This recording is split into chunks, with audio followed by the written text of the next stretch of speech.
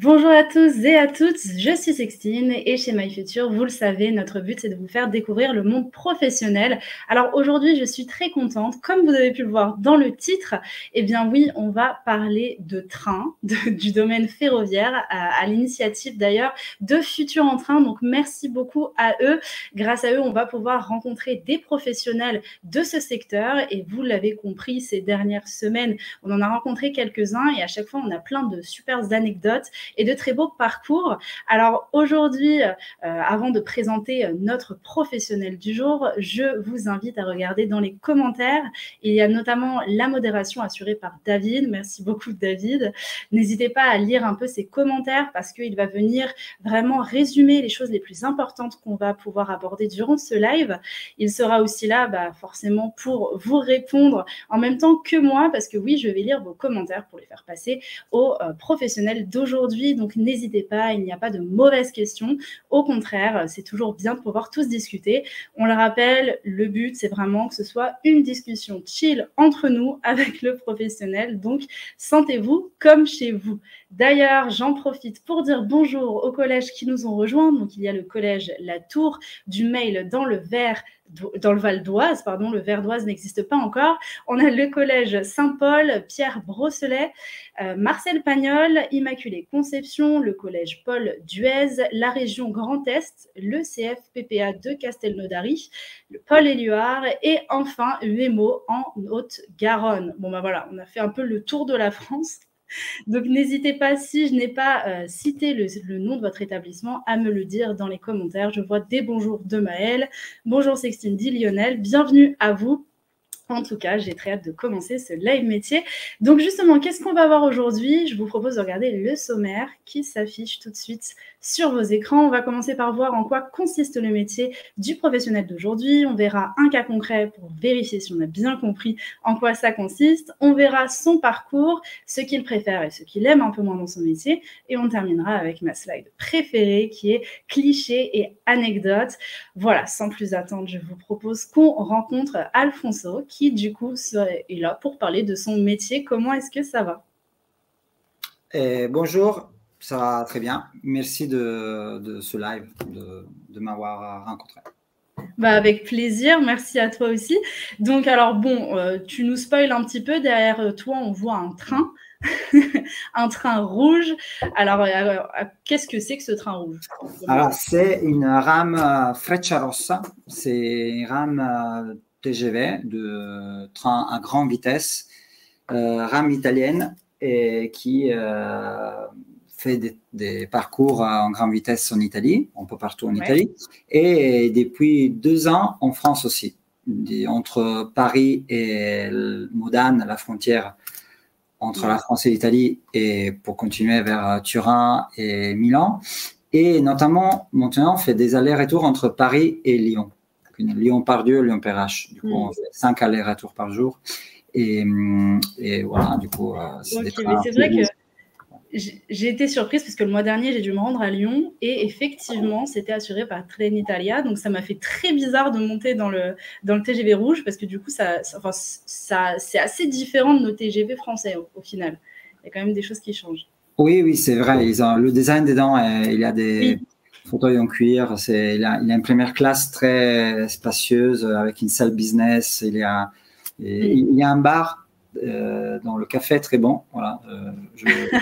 Moi, je ne suis pas dans le train, du coup, je ne le bois pas si souvent que ça, mais je suis dans un bureau, mais je sais, j'ai mes sources. Tu as tes sources directes. Ok, très bien. Écoute, je veux bien que tu donnes l'intitulé de ton métier et nous expliques un petit peu en quoi ça consiste. Ok, alors mon métier, je suis coordinateur ferroviaire, voilà, d'exploitation ferroviaire. Et je travaille dans un CCO, qui est un acronyme, c'est-à-dire les 3 lettres. CCO, c'est Centre de coordination des opérations.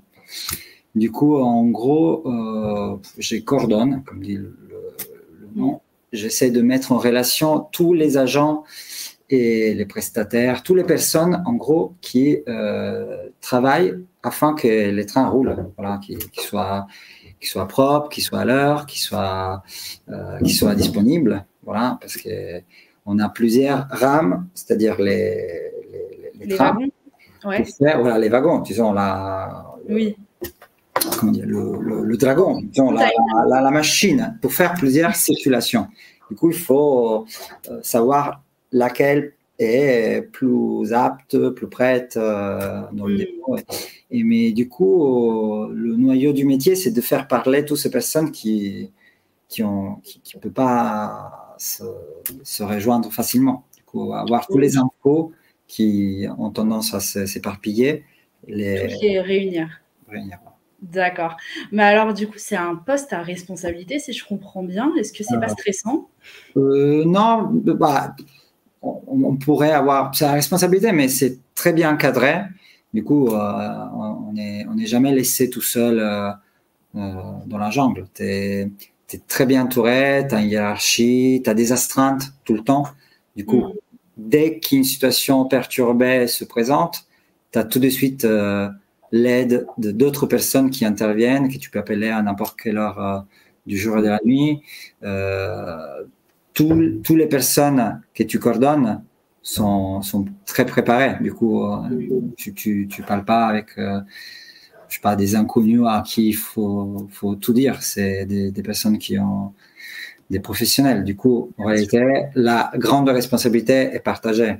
C'est pas, ouais, donc ça va. C'est une équipe, on peut se reposer dessus. Ça, c'est bien. Alors juste, je te donne ce petit tip juste avec les coudes de faire un peu attention parce que du coup, la caméra bouge un peu. Donc, alors, on sent ta passion pour ton métier, on sent voilà, que tu adores ça, mais c'est juste au cas où pour qu'on puisse bien te voir. Ok, très bien. Bah, merci beaucoup. Écoute, je te propose qu'on regarde un petit peu les photos que tu nous as partagées. Directement, je vois le chef d'orchestre. Donc, c'est un petit peu ce que tu nous expliques, qu'effectivement, il faut tout coordonner. Exactement. L'idée en plus du chef d'orchestre, au-delà du fait que bon, la musique est belle, du coup, ça donne l'idée de l'harmonie, de quelque chose de passionnant. C'est qu'en effet, si tu y penses, le chef d'orchestre a juste une baguette. Il joue pas un instrument. Du coup, mon poste, je suis pas, c'est lui, le conducteur qui conduit les trains. Je suis pas le chef de train. Je suis pas le technicien qui répare s'il y a des défauts, mais je permets à toutes ces personnes de être au diapason. Du coup, partageons les infos, les horaires, les disponibilités. Du coup, c'était un peu cette idée, cette métaphore de comme le directeur d'orchestre crée cette harmonie, assure ce tempo. Voilà, c'est un peu le poste du coordinateur. Ok, ben au moins c'est beaucoup plus clair et c'est vrai que ça parle énormément en fait, ce côté chef d'orchestre. À côté, je vois justement quelqu'un qui est au téléphone, qui fait comme de la régulation. Oui, c'est une téléphoniste, on dirait, des années 50, on les a vus dans les séries, dans des films, qui met en relation les personnes. Tu appelles, tu veux rejoindre quelqu'un, mais tu sais pas comment. Tu passes par la téléphoniste qui sait très bien parce qu'il a sa carte, son outil. Voilà. Et du coup, justement, dans ton métier, est-ce que tu vas être souvent au téléphone? Est-ce que c'est plus... Oui, on a, disons, le téléphone, l'ordinateur. Après, il y a pas mal d'outils, des tableaux, mais le téléphone sonne ou on fait sonner le téléphone beaucoup. Parce que donc, il faut être à l'aise au téléphone. Oui. On le devient, hein, si on ne l'est pas. Oui, la pratique peut être beaucoup, mais il faut pas avoir peur d'appeler quelqu'un ou de répondre. Voilà. Bien sûr, c'est essentiel. Donc, pour la suite, donc oui, c'est ça, j'avais pas fait attention, mais après, on revoit des téléphones partout. Oui, parce que c'est un peu la journée. On passe la journée avec des portables la plupart des fois, mais du coup, envoyer des textos, de WhatsApp, et on est très sollicité et on sollicite beaucoup. Du coup, on est actif et passif dans ce sens-là. Voilà. Ok, d'accord. Et est-ce que tu peux nous donner un peu une journée type? Qu'est-ce que tu peux être amené à faire? À quelle heure tu commences déjà pour commencer? Alors, c'est un poste en 3-8. Ça veut dire que la journée, tu peux la diviser en 3 morceaux de 8 heures. De 6 heures à 14, de 14 à 22 et de 22 à 6 heures, du coup, la nuit. Et parce que c'est un poste qui est toujours ouvert. Parce qu'il faut toujours que quelqu'un surveille les circulations ou la nuit, les trains qui sont qui sont préparés, sont nettoyés. Et du coup, la journée commence toujours avec la relève. Tu arrives et tu vois ton collègue qui termine son shift et tu essaies de récupérer tous les infos possibles parce que tu dois continuer, comment dire, porter la flamme, vu que maintenant c'est à la mode, Ouais. et essayer de prendre sa place en évitant de perdre des choses. Du coup, on a un cahier avec tous les infos, on le signe, on essaye de se mettre dans le jeu et après tu ouvres tout dans ton poste, tout avec tous ces, tu as normalement 3 écrans, tu peux voir, tu ouvres l'outil pour le réseau, l'outil pour la régularité, tu as plein de pages à consulter et après tu accomplis toutes tes tâches. Selon la nécessité, tu vérifies que les chefs de train sont bien là, les conducteurs sont là, que dans les gares, les voies prévues sont libres pour toi, qu'il n'y a pas d'empêchement. Et en fait, ça, excuse-moi, je te coupe, mais ça me fait un peu penser à la tour de contrôle qu'il peut y avoir dans les aéroports. Oui, alors ça ressemble à ça, en effet, c'est un peu ça, sauf que la tour de contrôle, c'est plutôt, il fait ça pour tout le monde, c'est-à-dire pour toutes les sociétés, toutes les entreprises ferroviaires. Et du coup, il y a des tours de contrôle ferroviaires en France de SNCF Réseau, en Italie, c'est RFI. Et nous, on est une entreprise de train qui circule. Du coup, je fais la tour de contrôle pour mon entreprise, pas pour les autres. Tu vois, je vois ce que les autres font et je m'adapte, mais c'est pas moi qui décide s'il y a... Mais tu peux par contre être en contact avec les autres... ouais. On est toujours en contact avec, par exemple, Gare et Connexion, qui est la gare de Paris, par exemple. Nous, on est à Paris. Et du coup, on appelle toujours la gare de Lyon, à Paris, gare de Lyon, pour faire des demandes, pour demander, on préfère être là, tu peux nous déplacer, est-ce que tu peux nous afficher ou communiquer, faire un message. Du coup, on est...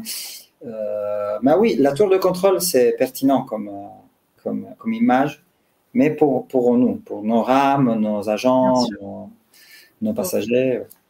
Ok, il y a autre chose. Bon, il y a des questions dans le chat, hein, je ne te le cache pas, on va y répondre, vous inquiétez pas.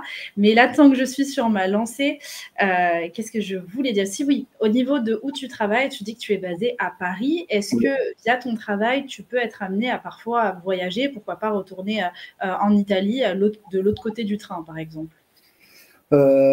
Non, sauf des cas exceptionnels. Je suis déjà allé en Italie par exemple, pour visiter nos homologues de Rome, parce qu'on collabore avec eux, on est en relation avec eux, du coup. Mais c'était plutôt découverte, aller voir comme les collègues italiens travaillent. Moi, je suis italien, mais je suis à Paris, du coup, je suis français. D'accord, oui, bien sûr. Mais sinon, des cas vraiment ponctuels. Une des choses qu'on fait, c'est récupérer les boîtes noires des locomotives.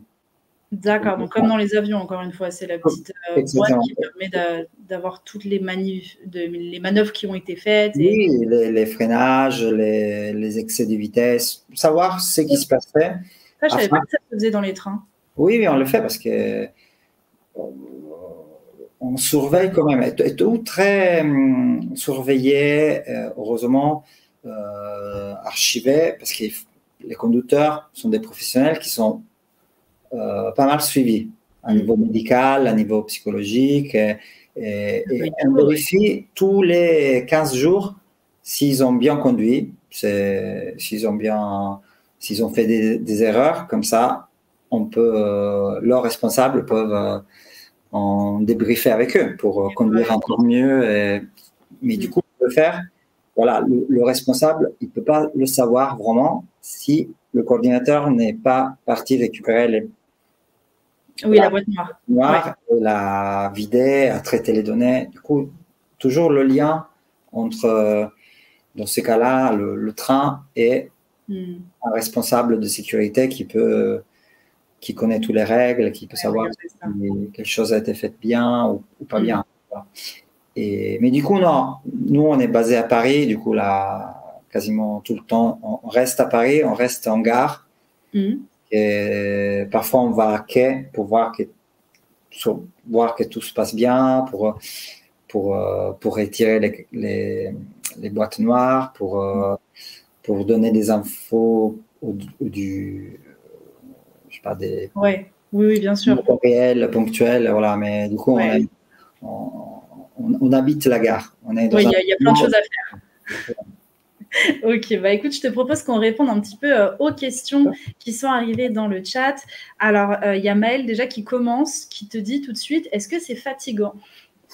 Ouais, c'est un peu fatigant. Après, c'est quand même un métier du bureau. Je veux dire, c'est pas fatigant comme faire un déménagement où c'est physique, où ça fait mal au corps.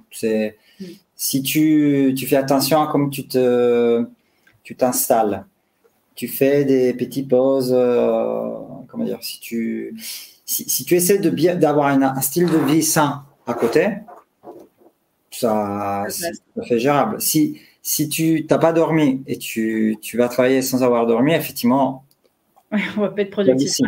Mais si tu as bien dormi, non, ça va. Donc, en soi, il faut bien se gérer soi-même et normalement, ça passe. Oui, j'ai fait des tests sur ça et honnêtement, si on vit sainement, si on mange, si on saute pas des repas, ça fonctionne. Ça fonctionne. Honnêtement, c'est pas le plus fatigant. Ouais. C'est plus fatigant sur Terre. Bah, merci pour le tips, en tout cas.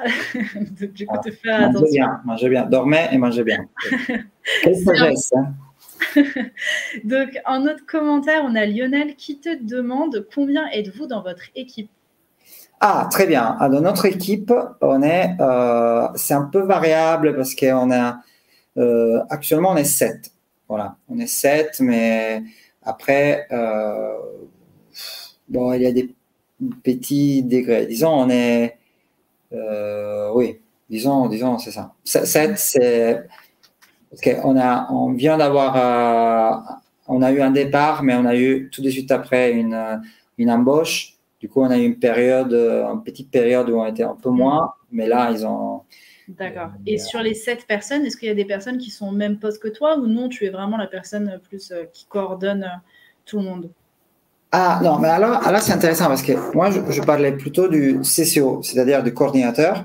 D'accord. Donc, on est 7, c'est-à-dire les 7 qui font le 3-8 qui. Ah oui, qui tournent. Qui tournent. Mais en réalité, là où on a dans la même salle, on a d'autres collègues, mais qui suivent d'autres éléments et qui font autre chose. Par exemple, ils font la communication aux passagers ou ils gèrent directement les embarquements. Du coup, si tu veux, les homologues directs de moi, on est une équipe de 7, une petite équipe de 7 avec un responsable. Mais après, dans la salle, on est, disons, toute l'équipe, on peut être 25, 30, je sais pas, parce qu'il y a d'autres secteurs. Mais quand je vais au boulot, on est 4 au moins. Qui peuvent collaborer à, je sais pas, 8 heures ou à 13 heures. Mais le poste à moi, on est 7, je crois. Et ça va, l'ambiance est bonne entre vous? Très bonne, très, très bonne, oui. On s'aime beaucoup. Et là, bientôt, il y a la Coupe d'Europe qui commence. Du coup, il faut voir si entre Français et Italiens, on va avoir des tensions, mais je crois pas. Ah, ça c'est un risque à prendre. Non, mais du coup, oui, parce que alors, tu vis en France, mais dans ta tête, tu restes italien quand même. Oui, mais ouais, j'aime beaucoup la France. Attention, est-ce que tu vas dire? Non, j'aime vraiment beaucoup. Je défends la France quand je suis en Italie et les Italiens disent ah mais les Français sont pas sympas. Non, je défends toujours. Je dis non, mais les Français sont adorables. Partout, j'ai visité. Là, j'ai entendu Castelnaudary. Oui. Moi, je vais souvent vers Carcassonne, Limoux. Je connais toute cette zone est magnifique. Je vais en Normandie. Et non, mais je reste italien. Je suis venu en France à 30 ans. Du coup, désormais, j'étais formé italien. Oui. Bah oui, oui, bien sûr. Non, non, j'entends. Et justement, ça correspond avec Bon une des questions accent. qu'on a. On a, du coup, on te demande ah non, pardon, c'était pas celle-là. C'est ça. C'est quelles sont les langues utilisées par Alfonso? Du coup, on te Ah demande. bah italien et français. Voilà, italien et français. Voilà. Et nous, on n'a pas vraiment trop de lien avec l'anglais. Pas vraiment. Ouais. On pourrait parfois parce qu'il y a, mais ça vient vraiment en troisième place loin. Parce que parfois il y a le matériel, il y a euh, des choses, comment dire, des choses en anglais. Voilà, D'accord. des choses en anglais, mais ça, c'est vraiment Pas le, la chose vraiment importante. le gros, c'est français-italien. Et en effet, il y a des personnes qui parlent qu'italien, D'accord, c'est ce que qui j'allais parlent te que demander. français. Ouais, Du c'est coup, possible aussi, du coup. On n'est pas obligé d'être bilingue. non, on n'est pas obligé d'être bilingue. Effectivement, j'ai des collègues qui sont beaucoup plus aisés en français et en italien. Ils se débrouillent et ils apprennent en plus. Euh, et finalement, si tu as la volonté, c'est heureusement, il s'agit de deux langues très proches. Du coup, à la base, le Oui. lexique, les mots sont souvent sont le même avec des désinences différentes. Mais idéalement, c'est bien si tu maîtrises les deux, parce que parfois, il y a des techniciens qui parlent qu'italien, et du coup, ils sont là, tu vois Ouais, ça peut être. que parfois, tu parles avec, par exemple, la gare de Paris, et ils parlent que français. Du coup, Oui, c'est disons, ça. Ou au moins avoir quelques petits mots de vocabulaire oui, pour se sentir mieux et puis pouvoir mieux discuter avec tout le monde. oui, Ok. exactement. Le français est prioritaire en étant à Paris. Tu peux pas le faire si tu parles pas français. Voilà. Ouais, Tu peux le faire si tu parles pas italien, mais si tu le parles, ça te permet d'aller plus vite. Voilà. De bien faire sûr. le signalement plus vite, etc. Mais Ok. c'est rattrapable. Tu peux rattraper. Bah, merci pour cette réponse en tout cas. Donc pour avancer un petit peu dans la présentation, il y a une dernière photo qu'on n'a pas commentée, c'est celle en bas à droite. Ouais. Qu'est-ce que c'est? Alors là, je pense que c'est la photo d'une boîte noire. C'est orange. Ah d'accord. Ah bah oui, bah aussi ceux qui sont orange. Oui, orange parce que j'avais lu, c'est plus facile à repérer si ça dans un crash, mais ça s'appelle boîte noire. D'accord, ok, j'avais jamais vu de photo. D'accord, très bien. Mais là, c'est une boîte noire d'un avion. Effectivement, il est écrit flight. Flight, ouais. Et nous, c'est plutôt on dirait oui, c'est un brique de métal. Ça ressemble à ça parce que c'est sécurisé, comme ça, si ça tombe, rien se casse, et qui est dans la rame, à peu près, dans le côté dedans, dans un armoire.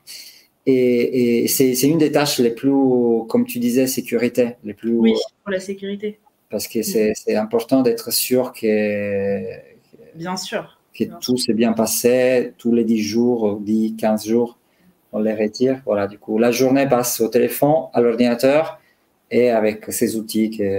D'accord. Bon, bah, ce soir, je dormirai moins bête. Je ne savais pas qu'il y avait des boîtes noires orange en plus dans les trains. Donc, merci beaucoup pour cette information. Écoute, je te propose qu'on passe un petit peu à ton parcours pour mieux comprendre comment tu en es arrivé là. Donc, tu nous as dit que au niveau de la troisième, tu étais un élève passionné, que tu as fait un bac littéraire en Italie. C'est à peu près comme en France, les histoires de bac, ou pas du tout en Italie? Non, non, c'est assez différent. Je pense que la seule chose vraiment qui se ressemble, c'est plus ou moins la tranche d'âge. Vous faites le bac quand en Italie on fait la dernière année du lycée, disons, des études. Okay. Mais après, c'est tout, la nomenclature, le contenu. Juste pour dire une bêtise, je crois qu'en France, on fait philosophie juste la dernière année. Oui, en terminale. En Italie, on commence à 7 ans et on le fait beaucoup histoire de la philosophie. Alors qu'en France, j'ai vu, c'est plutôt les questionnements, c'est une autre approche. Et du coup, même comment dire, le planning, autre chose que j'ai découvert en France, souvent vous étudiez le matin et l'après-midi. Oui. En Italie, c'est rare. On fait que le matin. Bon, Oh, l'après-midi, tu travailles chez toi. Par contre, le mercredi, c'est un jour où on va, normalement, le mercredi et le samedi sont des jours où tu vas à l'école. d'accord. Et alors ici, j'ai vu que le mercredi, non, le Ça samedi. dépend. Ouais, ça dépend des endroits. Mais je crois qu'en Espagne, c'est un peu la même chose qu'en Italie. C'est que Ouais. la majorité des écoles, c'est plus on travaille le matin et l'après-midi, on est plus libre pour pouvoir réviser et travailler sur le reste. Mais même l'été, je me rappelle, je suis venu en France et je m'étais dit, mais c'est bizarre, ils font ça, mais pourquoi ils font ça? Après, tu l'expérimentes et c'est très logique le système français, Mm. des vacances par exemple. En Oui. Italie, on n'a pas les vacances de la Toussaint, 2 semaines ou Mm. vacances d'hiver. Tu te dis, mais ils font quoi, hein? Ils font pour faire du ski? Tu ne comprends pas la logique. En réalité, c'est un rythme très cartésien, très logique. On fait Mm. 6 semaines d'école, 2 semaines, ça coupe. De vacances. Et alors qu'en Italie, on a l'été, 3 mois de, de De off, vacances? de Ouais. vacances, qui peut être un peu dépaysant. Ok. Oui, oui, je vois. Parce que tu as vraiment une été, on dirait, tu vis dans une. C'est long. C'est long, il y a des choses qui se passent. Du coup, entre une année et l'autre, tu as changé. Mm. T'as fait une espèce de Ouais, je comprends. saut de. Mais après, je pense aussi parce qu'en Italie, en moyen, ça fait plus chaud. Du coup, aller à l'école en juin, c'est un peu. C'est Ouais, non, je comprends. pas Mais évident. non, mais c'est intéressant, comme ça on voit un petit peu. Mais après, je pense que tu dirais là aux élèves, dites-moi ce que vous en pensez dans les commentaires. Maintenant, on fait 3 mois de grandes vacances. Je pense qu'ils te diraient OK. Ouais, bon. Ouais. C'est quand même tentant. Donc, du coup, après ton bac, tu as fait 5 années en Ouais, philosophie, de ce que ouais. je comprends. Philologie. Bon, moi, c'est, Philologie, disons, pardon. toujours dans le OK. domaine. C'est toujours, c'est comme lettres, disons lettres modernes. C'est D'accord. une branche plus spécifique. Mais, voilà. Mais du coup, OK. oui, j'ai fait mes études et après, j'ai commencé à travailler un peu dans le domaine. Mm. Mais bon, ça me plaisait pas énormément. Et entre-temps, j'ai connu une femme française, une fille Mm. française. Et du coup, dans mes priorités, il y avait celle de vivre avec elle, évidemment. De vivre où elle pouvait. Du coup, on a vécu un peu en Italie, OK. à Turin, 2 ans. Et là, j'ai continué à faire, disons, des jobs en lien plus ou moins avec mes études. D'accord. Guide dans un musée du cinéma. Je travaillais dans une maison d'édition. Super. J'étais rédacteur. Mais au bout d'un moment, elle a dû revenir en France. D'accord. Et toi, à cette période-là, est-ce que tu parlais un peu français ou pas Ah tant? non, pas trop, pas du tout même, parce que c'est elle qui parlait italien.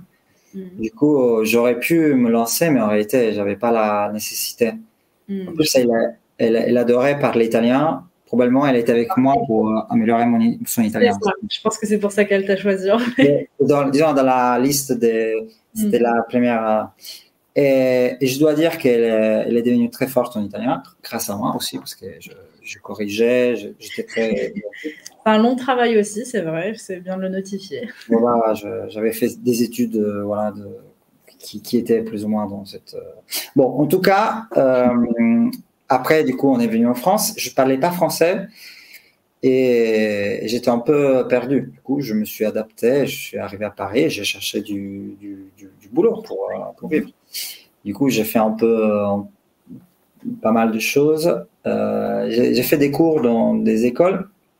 Après, c'est hyper facile à Paris de travailler dans la restauration. Du coup, si tu arrives et tu as, comment dire, urgence et je pense que c'est toujours le cas, même plus qu'avant, on cherche Oui, toujours. on cherche énormément, oui. On cherche énormément parce que ça consomme, il y a des horaires lourds, mais ça cherche énormément. Je connais des personnes qui ont des restaurants qui cherchent des Ouais, serveurs, absolument. mais les chefs ils sont affamés d'avoir un chef. Si tu sais cuisiner, t'es Ouais, c'est pressé. incroyable. Et du coup, je travaillais un peu dans la restauration, dans des bars, dans des restaurants. Et après, j'ai changé parce que Paris, ça te donne Mm. aussi une grande ville comme Paris, ça te donne des occasions, des possibilités. Et j'ai enseigné le jeu d'échecs aux enfants. Mais alors, tu as combien de vies? Parce que là, Non, pendant 3 ans, tu vois, c'est pas. oui, oui, mais c'est Pour avoir tu as des. fait plein de choses, quoi. C'est ça qui est impressionnant quand même. Voilà. Mais après, bon, j'adorais les enfants, j'adorais les jeux d'échecs. Je n'aimais pas trop mon patron à l'époque. Du coup, je voulais changer, évidemment. Et je sais pas, j'ai vu qu'il y avait une société ferroviaire qui cherchait des italophones. Du coup, j'ai postulé et pendant 3 ans, j'ai travaillé dans les trains de nuit qui était déjà une filiale, si tu veux, de Trenitalia, mais qui faisait des trains de nuit entre Paris et Venise. Ok. Et du coup, c'est comme ça, par hasard, en cherchant des offres d'emploi, je suis tombé dans le ferroviaire. Alors qu'avant, j'étais juste un passager. Un passager très fidèle parce que j'ai pris plein de trains dans ma vie. J'adorais voyager en train, mais comme la plupart des passagers, j'avais pas trop d'idées de comment ça fonctionne. C'est de tous les contraintes, de toutes les nécessités. Mais du coup, en travaillant, j'ai pris du goût et après, j'ai changé de société et de tâches. Je n'étais plus agent de bord dans des trains de nuit, j'étais coordinateur de trains de nuit. Après, avec l'insertion des trains à grande vitesse, coordinateur de. Tu as monté les échelons. Ouais. Et tu as testé d'autres métiers. Alors, il y a une question, ça me fait rire parce que qui se relie totalement à ce que tu disais. On t'a demandé si tu avais envie de savoir conduire un train. Oui, c'est qui? Tu dis toujours le prénom, tu m'as pas dit c'était qui c'est que là, il s'est nommé Mikado, mais je pense que son prénom n'est pas Mikado, donc j'ai pas. C'est un Mikado, c'est ça. Ou Mika, peut-être Michael, je sais pas. Ah, ok, Mika. Okay. Et alors conduire un train. Alors moi j'avais l'idée de un peu Jacques Gabin. Il y avait un film. La note humaine où il conduit un train et c'est très physique. Il est sale, il est un homme. Fort. Un peu fou après, si tu vois le film est un peu. Oui, je vois. Un Jacques Gabin, tu vois. Et oui, je vais souvent dans les cabines. C'est un métier de haute responsabilité. Et en réalité, ça serait beau. Après, je pense que je ne serais pas capable. Parce qu'il faut. Ah non, mais tu fermes pas la porte alors. Pourquoi pas? Ouais, pourquoi pas. Ok. Bon, très bien. J'aime beaucoup le bureau là où je suis en réalité. Et d'ailleurs, ça fait combien de temps que tu es coordinateur? 5 ans. 5 ans, d'accord. Et donc là, tu dis que tu aimes là où tu es. Est-ce que tu vois d'autres perspectives d'évolution par la suite ou pour l'instant, tu es bien où tu es? Alors, pour l'instant, je suis très bien là où je suis. Les perspectives, en réalité, vu que déjà la boîte est en train de augmenter le trafic, comment dire, j'ai même pas besoin de changer moi, vu que tout l'environnement est en train de progresser. Oui. Je suis la vague. Tu vois, on a de nouvelles lignes, du coup, il faut apprendre de nouveaux schémas. On a de plus en plus de rames, on fait plein de choses. Du coup, ça, c'est pas du tout la même chose tous les jours. Tu vois, on a une routine de base, mais ça peut bouger. Oui, ça change déjà parce que le projet industriel est en progression. Et après, vu qu'il y a toujours des aléas, des choses à gérer, c'est jamais ennuyant. Voilà, Parfois, tu as des moments de calme, tu te dis, ouais, tout se passe bien, tout se passe bien. Et d'un coup, bon. Voilà. Et après, ça s'anime et du coup, mais sinon, éventuellement, en perspective, changer un peu de secteur. C'est-à-dire, là, je suis dans l'opérationnel, c'est-à-dire, je m'occupe de ce qui se passe en temps réel. Peut-être un jour m'occuper de tracer les sillons, c'est-à-dire de travailler pour la préparation des trains en opérationnel. Du coup, travailler 6 mois en avance par rapport au train, mais rester toujours on peut de ça. Ok, donc ça c'est cool, c'est que tu es dans une entreprise où on peut évoluer, on peut changer de poste aussi, et qu'il y a beaucoup de choses qui bougent. Ça c'est important pour pas qu'on s'ennuie dans la routine de son métier. Écoute, je te propose qu'on regarde maintenant le cas concret, parce que j'avais pas vu l'heure, mais dis donc quand on est dedans, ça passe un peu vite. Donc en mission, tu as coordonné les agents et le matériel de l'entreprise ferroviaire, donc ça on l'a bien compris. Quel problème tu rencontres? La perte d'informations, les aléas de la circulation. Alors, aléas de la circulation, j'imagine bien, parce que bon, ça reste un trafic. Par contre, la perte d'informations, qu'est-ce que tu entends par là? Bah, comme je te disais, le noyau du métier, c'est de recueillir toutes les informations, toutes les choses à savoir et les transmettre aux personnes concernées. Ouais. Et comme dans toutes les communications humaines, quand tu parles, tu dis quelque chose, il y a une perte. C'est-à-dire, si je te dis on se voit demain à 19h devant le bar de la gare, ça risque que tu dis c'est à quelle heure déjà? Oui. C'est-à-dire, et du coup, vu qu'on traite énormément d'informations, le pourcentage des choses qui risquent de passer sous la trappe est toujours élevé. Et du coup, être sûr que l'agent de bord sait qu'il travaille demain à cette heure-là, savoir que le technicien il doit commencer la maintenance à cette heure, appelle la gare, tu vois. Il faut être organisé. Hein. Il faut être organisé, il faut être attentif. Il y a des moments où il faut pas penser à deux choses en même temps. Oui, c'est ça. Il faut bien être concentré. Donc, comme on revient à la question du début, il faut bien dormir, bien manger, comme ça. Ouais, parce que pour justement les solutions, comme tu nous le disais, du coup, communiquer, alerter la bonne personne pour la bonne cause aussi, forcément. Ouais. Alors, on ne va pas appeler quelqu'un qui n'a rien à voir dans l'histoire, ça risquerait d'être compliqué. Ok, donc je te propose, tant qu'on parle des choses que tu aimes bien dans ton métier et ce que tu aimes un peu moins, de voir ce que tu nous as dit. Donc, dans ce que tu aimes le plus, tu as dit un métier concret et qui a du sens et un métier qui est dans le présent. Est-ce que tu veux commenter? Oui, alors je ne sais pas si je vais être clair, mais l'idée c'est important quand même dans la vie de faire des choses qui ont du sens, c'est-à-dire qui sont pas dans le vide, on a vraiment à niveau existentiel besoin de ça, être en paix avec le fait que tu te sens bien dans le. Oui, bien sûr, où tu es. Où tu es. Alors, collaborer, contribuer à faire circuler des trains, tout le monde prend des trains et c'est évident qu'on a besoin des trains, des transports. Tout le monde a eu, quelqu'un plus, quelqu'un moins, mais tout le monde a besoin de voyager pour loisirs, pour boulot, pour des nécessités. Oui, pour plein de raisons différentes. Et du coup, c'est par rapport à d'autres métiers qui sont un peu plus vaporeux, un peu plus vagues. Tu dis, mais oui, mais à quoi ça sert? Voilà, la question, oui, mais à quoi ça sert?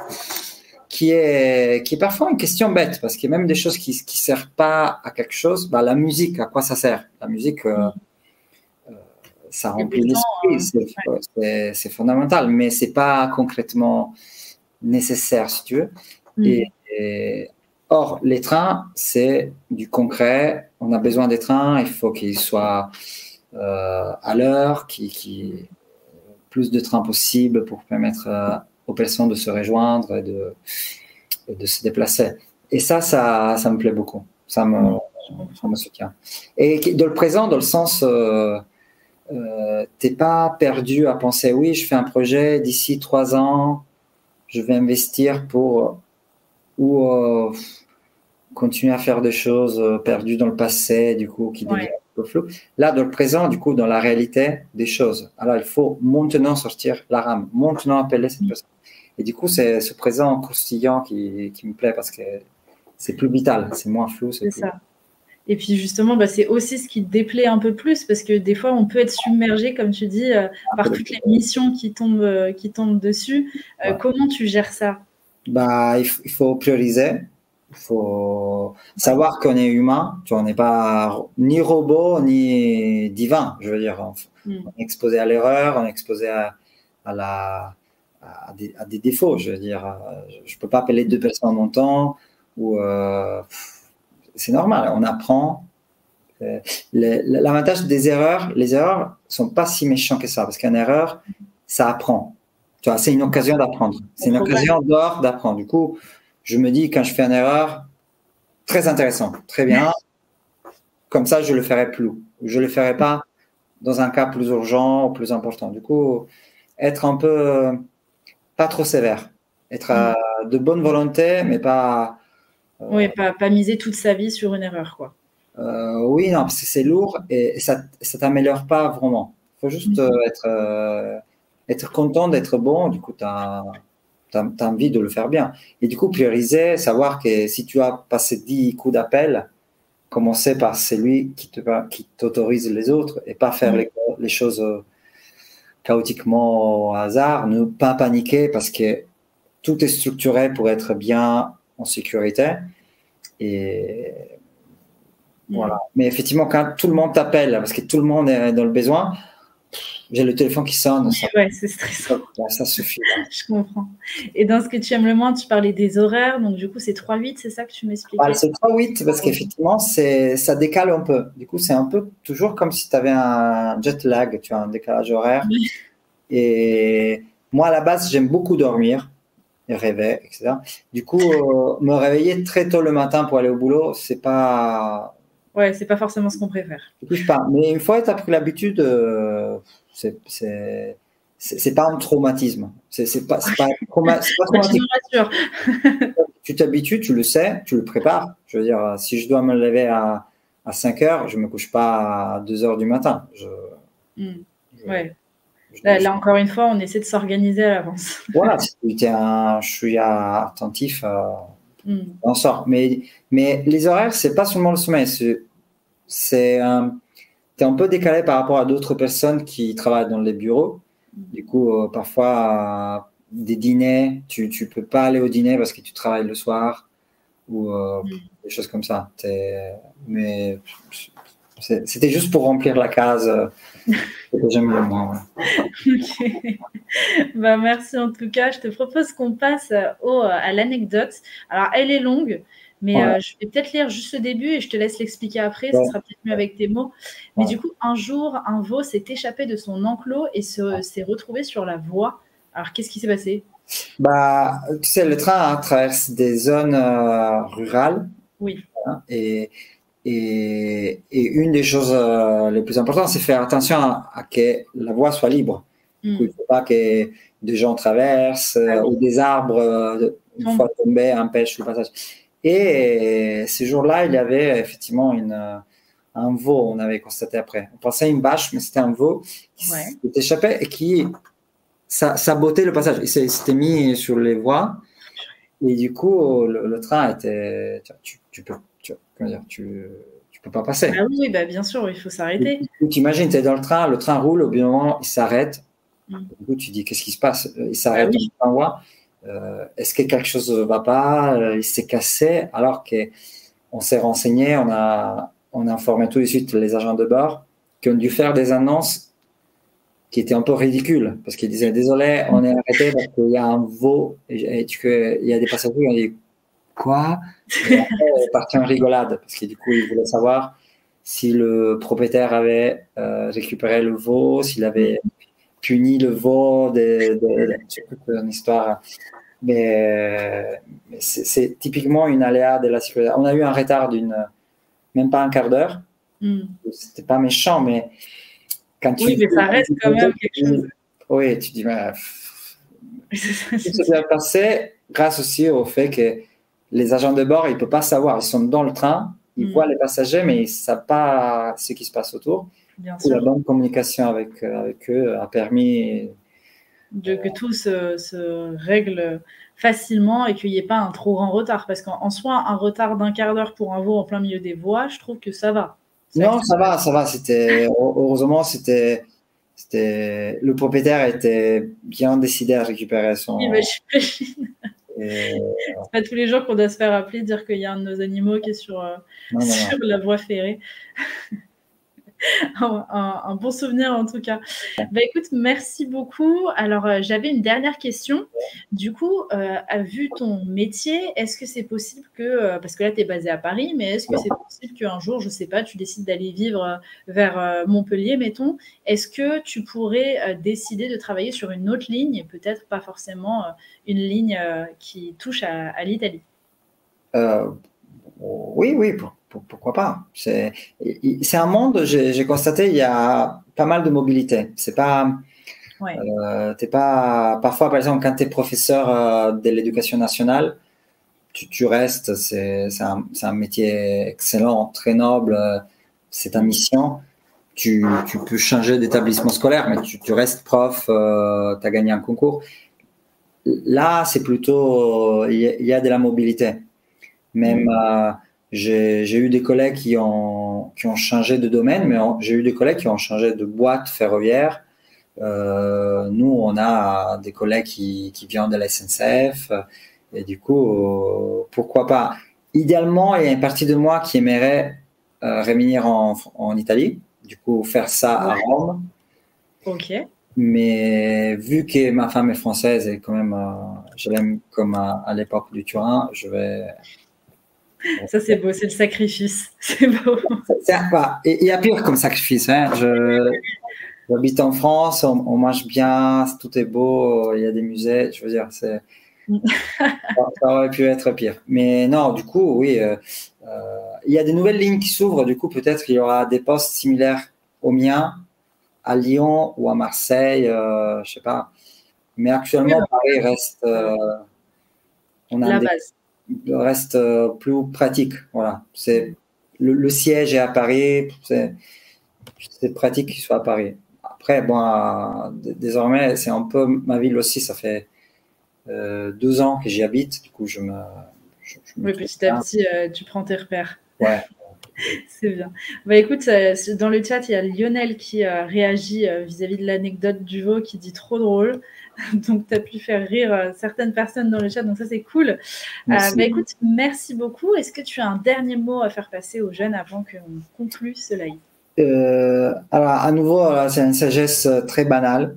Mais si on fait bien le boulot, n'importe quel boulot, tu en prends du plaisir quand même.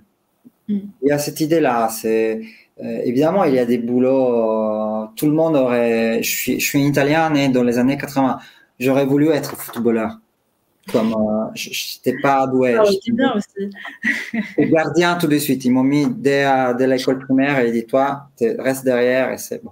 Mais au chanteur du groupe rock. Mais tout métier fait bien et intéressant et valorisant, c'est du sens. Du coup, ne pas subir ce qu'on fait, parce que c'est sa vie. Du coup, il y a des vies très simples qui sont en réalité des vies d'or et des vies d'aventure qui sont pénibles. Du coup, c'est juste être. Il y avait un poète américain qui disait la seule façon d'en sortir, c'est d'y aller tout droit. Tout droit directement. Voilà. Pas s'échapper, pas se cacher. Voilà. C'est foncer, quoi. Voilà, foncer. On prend le train. Voilà. Ok. Bah, merci beaucoup. En tout cas, j'ai appris plein de choses durant ce live métier. Est-ce que tu as apprécié l'expérience? Beaucoup, beaucoup. J'avais un peu peur parce que je ne savais pas. Je réservais une salle. Je disais est-ce que je vais être bien? Est-ce que la vidéo va être claire? Je ne savais pas. Mais ah non, c'était parfait. Je te le confirme. Je la répéterai. Voilà. Bah, merci beaucoup et merci à vous de nous avoir suivis. Comme d'habitude, votre rendez-vous pour le monde professionnel, c'est sur MyFuture. Donc, n'hésitez pas à aller regarder sur notre site internet les prochains rendez-vous. D'ailleurs, je vous annonce le prochain live qui aura lieu. Ce sera mardi prochain à 15h pour une visite virtuelle. Vous allez le voir dans un domaine assez intéressant. Je ne spoile pas le sujet, mais vous pouvez d'ores et déjà le retrouver directement pour vous préinscrire sur notre page d'accueil. Et puis, je vous rappelle que vous avez un petit sondage que David en modé va pouvoir vous mettre dans le chat. C'est un petit sondage qui va nous permettre de voir vos avis, ce que vous avez pensé de ce live métier et des live métiers en général pour qu'on s'améliore. Donc, merci à tous ceux qui prendront le temps de commenter, en tout cas d'aller regarder un petit peu ce chat. Merci aussi à David pour sa modération et à Loïc, comme d'habitude, le champion de la régie. Donc voilà, merci beaucoup à tous. Je vous souhaite une très bonne fin de journée et à très vite pour un prochain live sur MyFuture.